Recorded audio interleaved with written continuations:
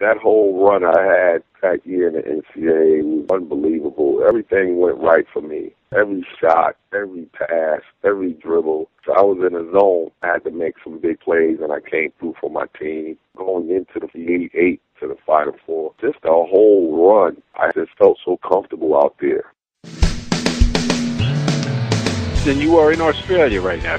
You're talking NBA basketball. You're talking great teams. You're talking great individual players. Takes it off, and there's number 23, and of course Johnny goes nuts. So we're all getting goosebumps thinking about it now. I just tried to go out there and play my game. I have no idea what you're talking about, Adam. I don't like anybody. I'm not a people person. Strand, you made the pass. Yes. Christian, can you catch the ball? Yes. All the stars were aligned and all the muscles fired at the right time, and I was able to get off the ground and throw one down. I was saving that as a surprise for you. And now, introducing your host for In All Airness, Adam Ryan. Welcome to episode 31. Thanks for joining me. My website, inallairness.com. Just add a / and the episode number to view show notes.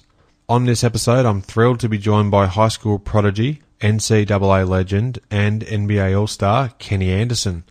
We talk about his childhood playing basketball and how he handled the intense media spotlight in high school and college.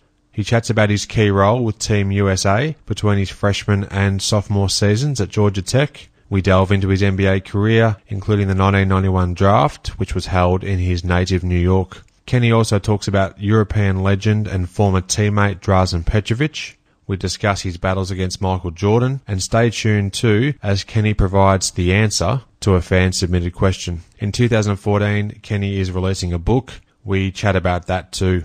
A special mention to my friend and former guest on this podcast, Talani Goodson. He was instrumental in helping me connect with Kenny. Sincere thanks to you, Talani. Towards the end of the episode, I also have some great listener feedback to share. Now, on to the show. My guest today is New York City royalty. He's a high school legend, starred for 2 seasons in college, was second overall pick in the 1991 NBA draft, and enjoyed a 14-year NBA career, complete with All-Star honours in 1994. He has an autobiography due for release in 2014. Kenny Anderson, thanks for joining me. Oh, it's a pleasure, man. It's a pleasure.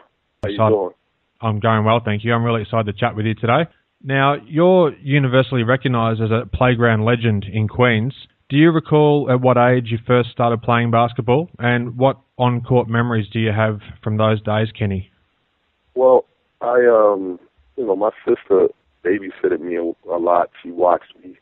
So she started taking me to the park when I was 6 years old. And I just fell in love with the basketball. I always used to cry when they took the basketball away from me, and she would go and get it from them, and I just throw the ball up at the hoop.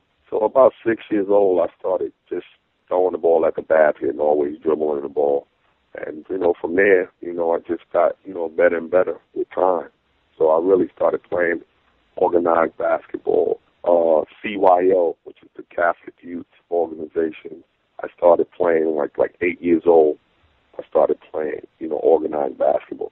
Okay, sure. So nice and young. Now, you attended Archbishop Molloy High School and you were named All-City 4 straight years, which is just phenomenal in itself. How were those seasons when you were under such an intense media spotlight already in just your high school years?